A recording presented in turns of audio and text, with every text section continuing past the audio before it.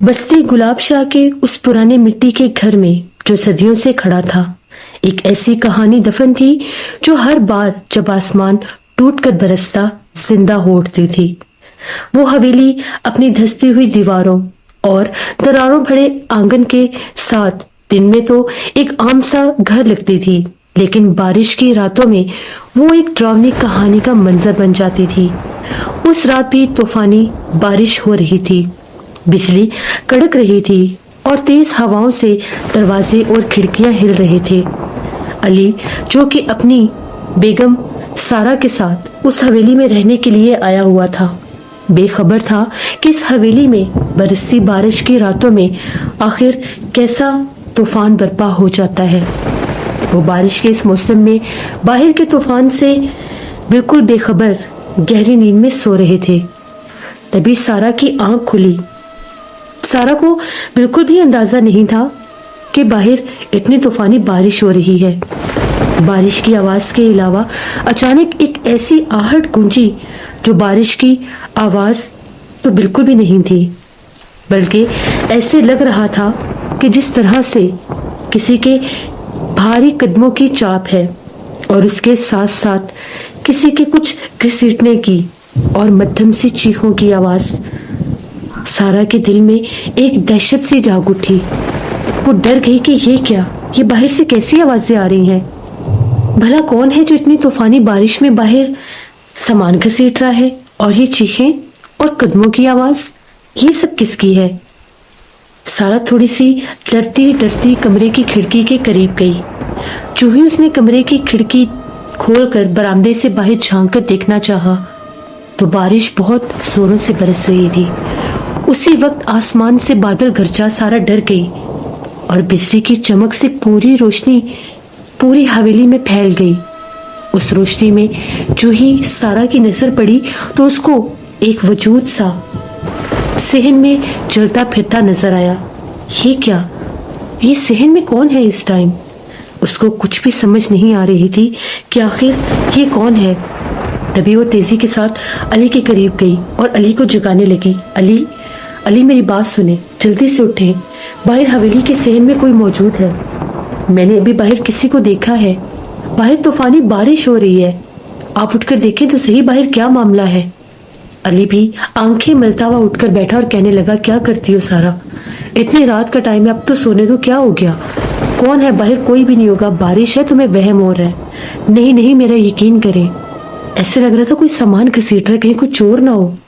ہمیں تو اس حویلی میں آئے بھی کچھ ہی دن ہوئے ہیں، ابھی تو پوری طرح سے میں نے حویلی میں سامان بھی نہیں جوڑا، ایک نظر اٹھ کر دیکھیں تو صحیح۔ علی فوراً سے اپنا سر جھٹکتا ہوا اٹھا اور اس نے جو ہی کمرے کا دروازہ کھولا تو ٹھنڈی ہوا کا جھونکا جس میں بارش کی کچھ بوندیں بھی تھیں علی کے چہرے سے ٹکرایا۔ باہر تو بہت تیز بارش ہے، بادل پھر سے گرجے۔ علی نے جھانک کر دیکھا تو صحن میں کوئی بھی نہیں تھا۔ صحن میں لگے بڑے نیم کے درخت کے اوپر ایک پرانے زمانے کی لالٹین بھی لگی ہوئی تھی جس کو روشنی کے لیے رات کو جلا دیا جاتا تھا، لیکن وہاں پر کوئی بھی موجود نہیں تھا۔ آؤ دیکھو سارا، باہر کوئی بھی نہیں ہے، کہیں کوئی سامان کوئی بھی نہیں ہے، تمہیں وہم ہوا ہوگا، نیند سے جاگی ہو، یہاں پر ہر چیز اپنی جگہ پر موجود ہے۔ تبھی سارا نے بھی باہر جھانک کر دیکھا اور بڑی گھبرا گئی، یہ کیسے ممکن ہے؟ کوئی تو تھا، میں نے تو کسی عورت نما وجود کو دیکھا تھا، شاید میرا وہم ہوگا۔ پھر سارا چپ کر کے کمرے میں گئی اور علی نے دروازہ بند کر لیا۔ بارش بہت زیادہ ہے، درخت زور زور سے ہلتا ہے تو تمہیں ایسا لگا ہوگا کہ جیسے کوئی وہاں پر موجود ہے، کوئی بھی نہیں ہے، سو جاؤ۔ اس وقت تو سارے ملازم بھی اپنے کمروں میں سو رہے ہوں گے، بھلا کون ہوگا ایسی بارش میں باہر؟ پھر سے وہ جا کر بستر پر لیٹ گئے، لیکن سارا کی آنکھوں سے نیند کوسوں دور تھی۔ پھر سے سارا کے کانوں کے ساتھ ایک آہٹ ٹکرائی۔ آہٹ ایسے تھی کہ جیسے پاؤں میں کوئی پائل پہلے تیز بارش کی بوندوں کے ساتھ چھن چھن کرتا اس کے کمرے کے باہر چل پھر رہا ہے۔ وہ آہٹ قدموں کی اتنی ڈراؤنی تھی کہ اسے خوف سا محسوس ہونے لگا۔ اس کے دل میں آیا کہ ایک بار اٹھ کر پھر باہر دیکھے، لیکن پھر وہ ڈر گئی اور کہنے لگی، نہیں اب اگر میں اٹھ کر باہر گئی تو علی ڈانٹیں گے، صبح دیکھوں گی کیا ماجرا ہے۔ وہ رات تو یوں ہی آنکھوں میں کٹ گئی۔ صبح ہوئی تو بارش تھمی ہوئی تھی۔ تبھی سارا جاگی اور باہر آ کر دیکھا، ابھی بھی حویلی کے صحن میں کچھ جگہ ایسی تھی جہاں پر پانی تھا، جو پوری طرح سے بھی خشک نہیں ہوا تھا۔ درخت کے پتوں سے ابھی بھی بارش کی بوندیں نیچے ٹپک رہی تھیں اور اس کے پتے پورے صحن میں بکھرے پڑے تھے۔ تبھی سارا نے عنایت بی بی کو آواز دی، عنایت بی بی جلدی سے آ کر صفائی شروع کرو، دیکھو حویلی کا کیا حال ہوا پڑا ہے۔ عنایت بی بی جو کہ اپنی ایک جوان بیٹی اور بیٹے کے ساتھ اس حویلی میں ملازمہ تھی، جو پچھلے کئی برس سے اسی حویلی میں رہتی تھی، کہنے لگی سارا بی بی بس ابھی آئی۔ تبھی سارا نے کہا کہ رضیہ سے کہو کہ ناشتہ بھی شروع کرے، میں بھی علی کو جگاتی ہوں۔ ابھی کچھ دن پہلے ہی علی نے یہ حویلی خریدی تھی۔ وہ نہیں جانتا تھا کہ اس حویلی میں ایسا کیا ماجرا ہے۔ شہر کی زندگی سے اکتا کر جب کبھی ان کا دل چاہتا تو وہ حویلی میں بھی آ کر رہنے لگتے۔ ان دنوں میں بھی گرمی کی چھٹیاں تھیں تو سارا اور علی نے کہا کہ چلو نئی حویلی کی طرف چلتے ہیں۔ ان کی شادی کو ابھی صرف اور صرف 4 مہینے ہی ہوئے تھے۔ دونوں اپنی زندگی کے نئے سفر میں بہت زیادہ خوش تھے۔ آج شہر سے کچھ اور مہمان بھی آ رہے تھے، جن میں سارا کی بڑی بہن اپنے بچوں کے ساتھ حویلی میں رہنے کے لیے آ رہی تھی۔ دن بھر ناشتے کے بعد ان کے آنے کی تیاری کی گئی، ایک کمرہ سیٹ کیا گیا۔ سارا بہت خوش تھی کہ آج اس کی بڑی بہن بھی اس کے پاس آ رہی ہے۔ جو ہی شام کا ٹائم ہوا تو سارا کی بڑی بہن حمیرہ اپنے بچوں کے ساتھ وہاں پر پہنچی، ڈرائیور کے ساتھ۔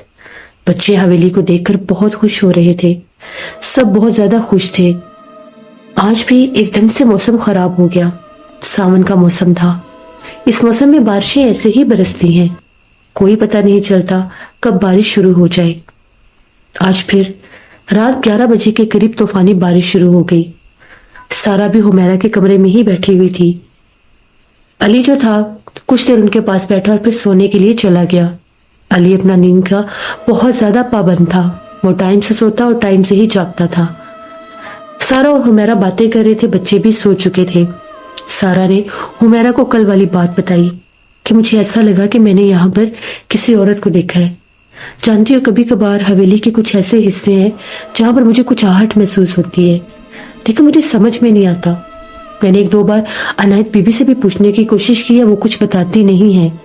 حمیرہ کہنے لگی یہ گاؤں کی جو پرانی حویلی ہوتی ہیں اکثر یہاں پر آج سیب ہوتے ہیں، دیکھو تو صحیح حویلی ہے کتنی بڑی، ضروری تو نہیں اس کا ہر حصہ آباد ہو، اور ضروری تو نہیں کہ ہر کمرے میں ہر کوئی رہتا ہو، بند کمروں میں اکثر جنات اپنا بسیرا کر لیتے ہیں۔ پھر سے طوفانی بارش شروع ہوئی، بجلی کڑکی اور آسمان پر تیز بادل گرجے۔ پھر سے کمرے کی کھڑکی اور دروازے ہلنے لگے، بچے ڈر گئے، سارا اور حمیرہ بھی بہت زیادہ ڈر گئی، کتنی تیز طوفانی بارش ہے، یا اللہ خیر۔ پھر سے سارا اور حمیرہ دونوں نے وہی آواز سنی جس طرح سے باہر پاؤں میں پائل پہنے صحن میں کوئی تیزی کے ساتھ گھوم رہا ہے، چل پھر رہا ہے۔ یہ کیا؟ ایسے لگ رہا تھا جیسے بھی چھت کے اوپر سے آوازیں آ رہی ہیں، اور اب صحن میں۔ جو ہی ان لوگوں نے دیکھا تو صحن کی سیڑھیوں میں انہوں نے ایک خوفناک چہرے والی عورت کو دیکھا، جس نے سرخ رنگ کی ساڑی پہنی ہوئی تھی، جس کی آنکھیں دور سے ہی چمک رہی تھیں۔ دیکھنے میں ایسے لگ رہا تھا کہ جس طرح کوئی بدرو دلہن کا روپ دھارے نیچے اتر رہی ہے۔ بارش کے ساتھ بالکل اس کا چہرہ صاف نظر آ رہا تھا، کوئلے نما چہرہ، بھیانک آنکھیں، دبلا پتلا سا جسم، جس طرح سے کوئی لکڑی ہوتی ہے۔ اس کے بال لمبے بھی تھے اور بکھرے ہوئے تھے، وہ بہت بھیانک لگ رہی تھی۔ تبھی سارا اور حمیرہ کے حلق سے ایک چیخ گونجی، یہ کیا چیز ہے؟ ابھی یہ کہنا ہی تھا کہ ایک دم سے وہ اوپر بھاگ گئی۔ وہ دونوں بہنیں اتنا ڈری کہ نہ تو کسی کو پکار سکیں اور نہ ہی کمرے سے باہر جا سکیں۔ اسی طرح سے خوف کے مارے صبح ہو گئی۔ علی نے دیکھا سارا کمرے میں نہیں ہے، وہ اٹھا اور دیکھا تو حمیرہ کے کمرے میں تھی۔ جب سارا جاگی تو سارا نے ساری بات علی کو بتائی۔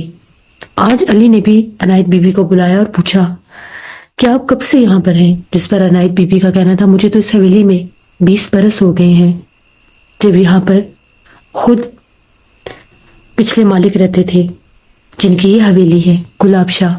میں گلاب شاہ کی ہی نوکرانی ہوں۔ ٹھیک ہے عنایت بی بی، ہمیں یہ بتاؤ کہ یہاں پر کیا ماجرا ہے؟ حویلی میں ہمیں محسوس ہوتا ہے کہ جس طرح سے کسی بھوت پریت کا بسیرا ہے۔ ہمیں ساری کہانی بتاؤ، ہم سے کوئی بات مت چھپانا۔ تبھی عنایت بی بی نے کہنا شروع کیا۔ کہتے ہیں کہ گلاب شاہ کی ایک نوجوان بیٹی تھی، اس کی جوانی میں ہی موت ہو گئی۔ کچھ لوگ تو کہتے ہیں کہ اس کے اوپر ایک بھٹکتی بدرو کا بسیرا تھا۔ ایک دن وہ گاؤں کے کنویں پر گئی تھی شام کے وقت۔ وہاں سے وہ کچھ بیمار ہو گئی، ڈرنے لگ گئی۔ اس کے بعد اس کو دورے پڑنے لگ گئے۔ اس کا بہت علاج ہوا، لیکن ایسی ہی ایک طوفانی بارش کی رات تھی جب گلاب شاہ کی وہ نوجوان بیٹی مر گئی۔ جب بھی طوفانی بارش کی رات ہوتی ہے تو ایسا لگتا ہے کہ ایک لڑکی کبھی سفید لباس میں تو کبھی سرخ لباس میں اس پوری حویلی میں بھٹکتی ہے۔ ہم نے یہ کہانیاں سنی ہیں۔ کہتے ہیں کہ اس کی آہٹ اتنی خوفناک ہے کسی کو سونے نہیں دیتی۔ وہ جب بھی اس کی کوئی آہٹ سنتا ہے اس کا دل دہل جاتا ہے۔ ہم سب بھی وہ آہٹیں سن کر اپنے بستروں میں سمٹ جاتے ہیں اور آنکھیں بند کر کے یہ دعا کرتے ہیں کہ یہ رات گزر جائے۔ مجھے تو لگا تھا کہ شاید یہ معاملات صرف اور صرف گلاب شاہ کے خاندان کے ساتھ ہی جڑے ہوں گے۔ گلاب شاہ اپنی دوسری بیٹے اور بیوی کو لے کے اس حویلی کو چھوڑ کر چلے گئے اور حویلی ہمارے حوالے کر کے کہ اس کا خیال رکھنا۔ اس کے بعد ہم لوگ ہی اس حویلی میں رہتے ہیں۔ پھر پتہ چلا کہ یہ حویلی آپ لوگوں نے لے لی ہے۔ ہم لوگ بہت ڈرتے ہیں۔ ایسا لگتا ہے کہ جس طرح سے وہ بھٹکتی ہوئی بدرو پوری رات حویلی کے آنگن میں، برآمدے میں اور کمروں میں بھٹکتی رہتی ہے۔ کبھی وہ دیواروں سے ٹکراتی ہے، کبھی دروازوں کو کھٹکھٹاتی ہے اور کبھی ایسی چیخ مارتی ہے کہ ہم لوگوں کے جسم کانپ کر رہ جاتے ہیں۔ ہمارے بچے بھی بہت زیادہ ڈرتے ہیں۔ میں ان کو باہر نہیں نکلنے دیتی، یہاں تک کہ سب کو پتا ہے کہ حویلی گلاب شاہ میں طوفانی بارش کی راتوں میں وہ بدرو بھٹکتی ہے۔ کچھ لوگ کہتے ہیں کہ یہ گلاب شاہ کی بیٹی کی روح ہے، اسے چین نہیں ملا۔ لیکن جب ایک بزرگ کو لایا گیا تو ان کا یہ کہنا تھا کہ یہ گلاب شاہ کی بیٹی کی روح نہیں ہے، یہ وہ بھٹکتی بدرو ہے جو اس کے اوپر سوار تھی۔ اس نے گلاب شاہ کی بیٹی کو تو مار دیا، لیکن خود ہمیشہ ہمیشہ کے لیے اس حویلی میں اس کا بسیرا ہو گیا۔ وہ اسی حویلی میں قید ہو کر رہ گئی، کیونکہ اس کے بسیرے کی وجہ سے ایک اور جان چلی گئی۔ اس بدرو کو نکالنے کی ایک اور بزرگ نے بھی کوشش کی تھی، لیکن ان کے اوپر بھی بہت سخت وار کیا اس نے۔ ایسے لگ رہا تھا کہ جیسے ان کو کچھ ہو جائے گا۔ پھر ان بزرگ کو اٹھا کے یہاں سے لے گئے۔ اس کے بعد گلاب شاہ نے حویلی چھوڑ دی۔ ہم لوگ حویلی کے ایک باہر والے حصے میں رہتے ہیں۔ ہم لوگ حویلی کے اس حصے میں بہت کم آتے ہیں۔ یہ تو آپ لوگ آئے ہیں تو ہم لوگ دن بھر یہاں پر چلتے پھرتے ہیں، لیکن رات ہوتے ساتھ ہی ہم لوگ چلے جاتے ہیں۔ جب حویلی بالکل ویران اور خالی تھی، ہمیں اس کے بند کمروں سے آوازیں آتی تھی۔ کبھی کبھی ایسے لگتا تھا جیسے گلاب شاہ کی بیٹی چلاتی ہے، جیسے اس کو دورہ پڑتا تھا۔ کبھی ایسا لگتا ہے اپنی ماں کو آواز دیتی ہے، تو کبھی ایسا لگتا ہے اپنے باپ کو۔ ایک دو بار تو میری بیٹی نے بھی اسے دیکھا ہے عورت کے روپ میں، چاندنی رات میں چھت کے اوپر۔ اس کے بعد میری بیٹی بہت بیمار ہو گئی۔ پھر کبھی بھی ہم لوگ رات کے وقت اس طرف نہیں آتے۔ ہمیں ایک بزرگ نے منع کیا تھا کہ جب بھی چاند کی چاندنی ہو، کوئی آواز، کوئی آہٹ محسوس ہو تو اس کے پیچھے نہیں جانا، اور طوفانی بارش کی رات میں تو غلطی بھی نہیں کرنی باہر نکلنے کی، کیونکہ طوفانی بارش کی رات میں وہ آتی ہے اور پوری حویلی میں گلاب شاہ کی بیٹی کو ڈھونڈتی ہے، دروازوں پر دستک دیتی ہے، کھڑکیاں کھولنے کی کوشش کرتی ہے۔ پاؤں میں پائل پہنے اس کی خوفناک آہٹیں پوری حویلی میں گونجتی ہیں۔ سارا بی بی نے کل بھی پوچھا تھا، میں ڈر گئی اور میں نے نہیں بتایا۔ یہ حقیقت ہے گلاب شاہ کی اس حویلی کی۔ علی اور سارا نے جب یہ باتیں سنی، وہ میرا بھی پاس تھی، ان کے رونگٹے کھڑے ہو گئے۔ سارا کہنے لگی، علی مجھے یہاں پر نہیں رہنا، مجھے بہت ڈر لگ رہا ہے۔ دیکھیں نا بچے بھی چھوٹے چھوٹے ہیں، کہیں ایسا نہ ہو کہ یہ مخلوق ہمارے پیچھے ہی لگ جائے۔ ویسے بھی ساون کی بارشوں کا کوئی بھروسہ نہیں ہوتا، یہ تو کافی عرصہ چلتی ہیں، یہاں تک کہ پورا مہینہ بھی بارشیں رہتی ہیں۔ دیکھیں نا ابھی بھی آسمان پر کالے بادل چھائے ہوئے ہیں، ہم آج ہی شہر کے لیے نکل جاتے ہیں۔ آپ کوشش کریں اور اس حویلی کو بیچ دیں یا واپس کر دیں۔ یہ کہہ کر سارا اور علی نے وہاں سے نکلنے کا فیصلہ کیا۔ سارا، علی اور حمیرہ وہ سب لوگ اسی دن وہاں سے چلے گئے۔ حویلی گلاب شاہ ایک بار پھر سے ویران ہو گئی، جہاں پر صرف اور صرف وہی بدرو بھٹکتی تھی جو بارش کی راتوں میں باہر آتی تھی، یا پھر عنایت بی بی اپنے بچوں کے ساتھ حویلی کے باہر والے حصے میں رہتی تھی، جو جانتی تھی اس حویلی کے اس پرسرار اور خوفناک راز کو۔ یہ کہانی تھی حویلی گلاب شاہ کی، جہاں بارش کی برستی راتوں میں وہ بدرو گلاب شاہ کی بیٹی کو ڈھونڈنے آتی تھی۔ اگر آپ لوگوں کو میرے چینل کی کہانیاں پسند آتی ہیں تو میرے چینل کو ضرور سبسکرائب کریں۔